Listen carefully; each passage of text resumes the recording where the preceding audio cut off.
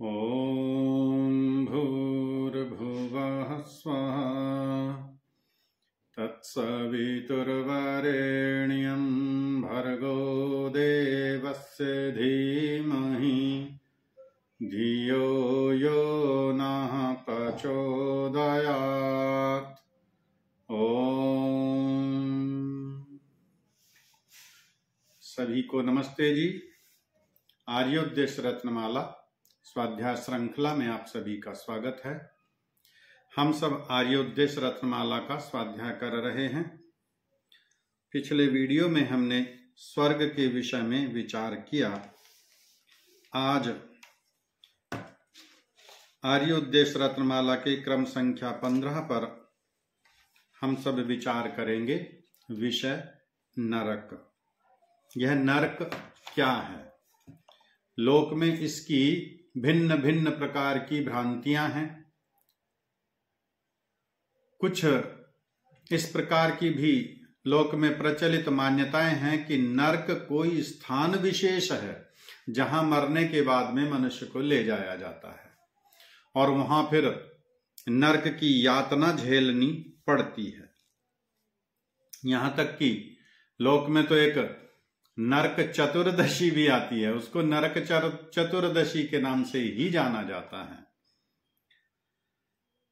कुछ लोगों की मान्यता इस प्रकार की भी है कि स्वर्ग कहीं ऊपर कोई स्थान विशेष है जिसका नाम स्वर्ग है और नरक नीचे है, धरती के नीचे, जल के नीचे कहीं कोई स्थान विशेष है जिसका नाम नरक है। कहीं कहीं 28 प्रकार के नरकों का भी वर्णन आता है। 28 प्रकार के नरक हैं। पुराणों में कहीं 36 प्रकार के नरकों की चर्चा है, कहीं 86 प्रकार के नरक कुंडों का वर्णन पुराणों में आता है और कहीं 55 करोड़ प्रकार के नरक बताए जाते हैं। कितने नरक हैं, कितने प्रकार के नरक हैं, कैसे कैसे ये नरक हैं?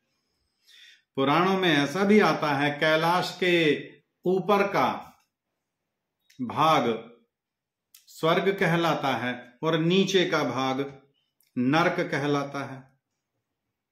ऐसा भी कहा जाता है कि मनुष्य योनि जो प्राप्त होती है वह 84 लाख योनियों में घूमकर आता है जीव, तब मनुष्य के शरीर को प्राप्त होता है। अर्थात वह इतने इतने नरकों में घूमकर आता है। एक चीज तो यहां पर स्पष्ट है कि नीचे से ऊपर की उठने को ऊर्ध्व गति कहा जाता है। अब ये ऊर्ध्व गति क्या है, नीचे की गति क्या है, पृथ्वी के नीचे कहां पर नरक स्थान है, ऊपर कौन सा स्वर्ग स्थान है, इन सब पर हम विचार करेंगे। वास्तव में जो 84 लाख योनियों का वर्णन आता है वह भी गलत नहीं है, लेकिन वे 84 लाख हैं, 85 लाख हैं, 1 करोड़ हैं, 50 लाख हैं, कितनी हैं ये तो नहीं कहा जा सकता। लेकिन हाँ, ऐसा अवश्य कहा जा सकता है कि इस मनुष्य योनि के अतिरिक्त अनेक योनियां हैं और उन सब में घूम करके जीव आता है, इस मनुष्य के शरीर को प्राप्त करता है। यास्क मुनि लिखते हैं याना नाना योनि सहस्रानी मयोसितानी यानी वही। न जाने मैं कितनी योनियों में घूम करके आया हूं। उन्होंने ऐसा नहीं कहा करोड़ों योनियों में आया हूं, लाखों योनियों में आया हूं, सहस्रों हजारों योनियों में आया हूं, लेकिन ये तो निश्चित है कि अनेक योनियां हैं जिनमें घूम घूम करके जीव तब इस मनुष्य के शरीर को प्राप्त करता है। और वही अधोगति है। दुख विशेष की स्थिति का नाम नरक है। महर्षि दयानंद सरस्वती जी आर्योद्देश्य रत्नमाला में नरक के विषय में लिखते हैं जो विशेष दुख और दुख की सामग्री को जीव का प्राप्त होना है वह नरक कहलाता है। विशेष दुख प्राप्त होना, मनुष्य के अतिरिक्त जितनी भी योनियां हैं वो सब भोग योनियां ही हैं, वो सब दुख ही भोग रहे हैं।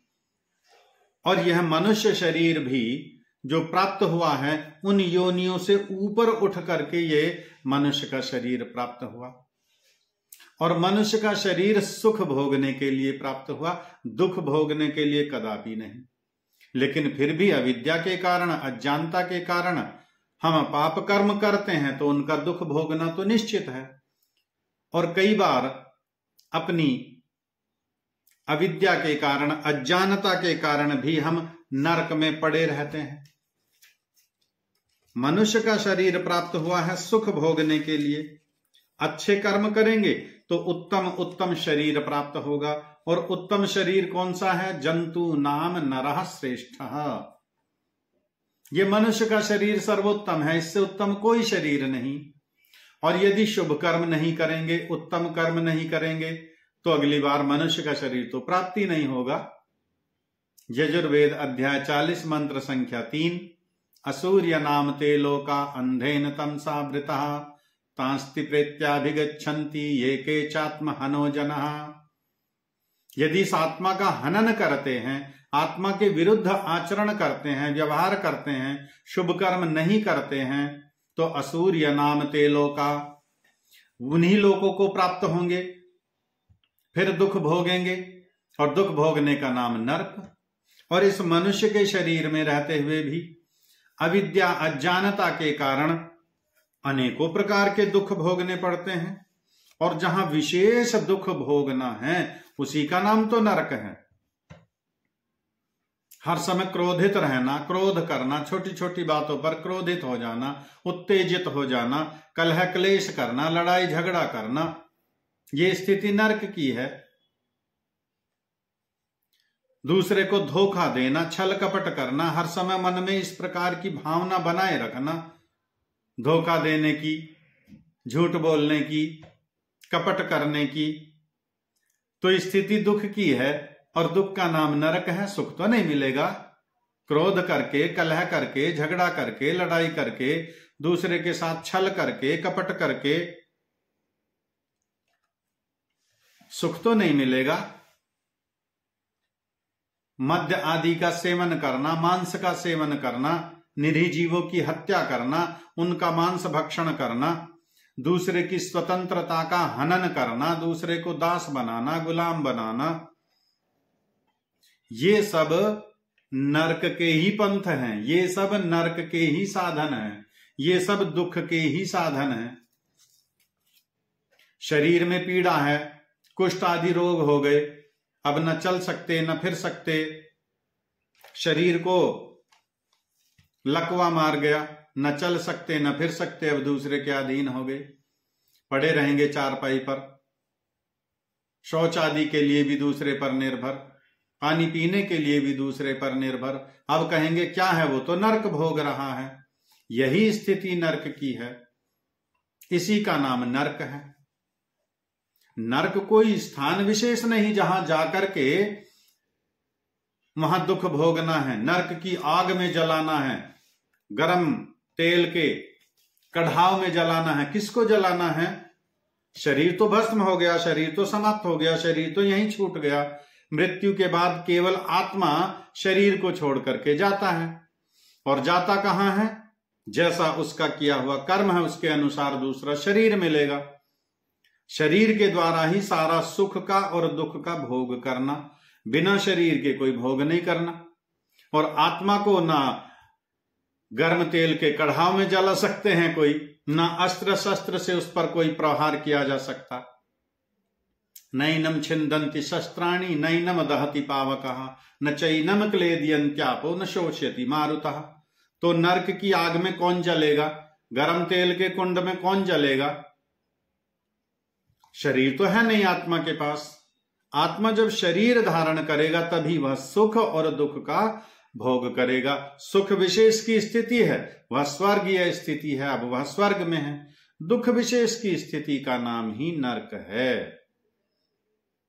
तो हम अपने अपने मानसिक, वाचनिक और शारीरिक जितने भी कर्म करें, शुभ कर्म करें, पुण्य कर्म करें, जिससे हमारा सुख बढ़े, अर्थात हम सदैव स्वर्ग में रहें और नरक से बचें। और काल्पनिक जो नरक की अवधारणा है उससे भी बचें। हाँ, जो पाताल लोक की मान्यता बनी है वो निम्न योनियों की है, नीच गति की है, और ऊर्ध्व गति ऊपर को उठना, यह मनुष्य योनि सर्वोत्तम। और मनुष्य का शरीर पा करके भी शुभ कर्म करना, उत्तम कर्म करना, विद्या बढ़ाना, परोपकार के कार्य करना, परिश्रम करना, पुरुषार्थ करना, यह ऊर्ध्वा गति है, यही स्वर्गीय स्थिति है। तो काल्पनिक नरकों से भी बचें। नरक का वास्तविक स्वरूप क्या है उसको हमने समझ लिया। दुख विशेष की स्थिति का नाम नरक है। तो हम सब बचें दुखों से, शुभ कर्म करते रहें, परोपकार करते रहें, सत्याचरण करते रहें, ब्रह्मचर्य का पालन करते रहें, योगाभ्यास करते रहें, विद्याभ्यास करते रहें और नरक से बचे रहें। सभी का बहुत बहुत धन्यवाद। सभी को नमस्ते।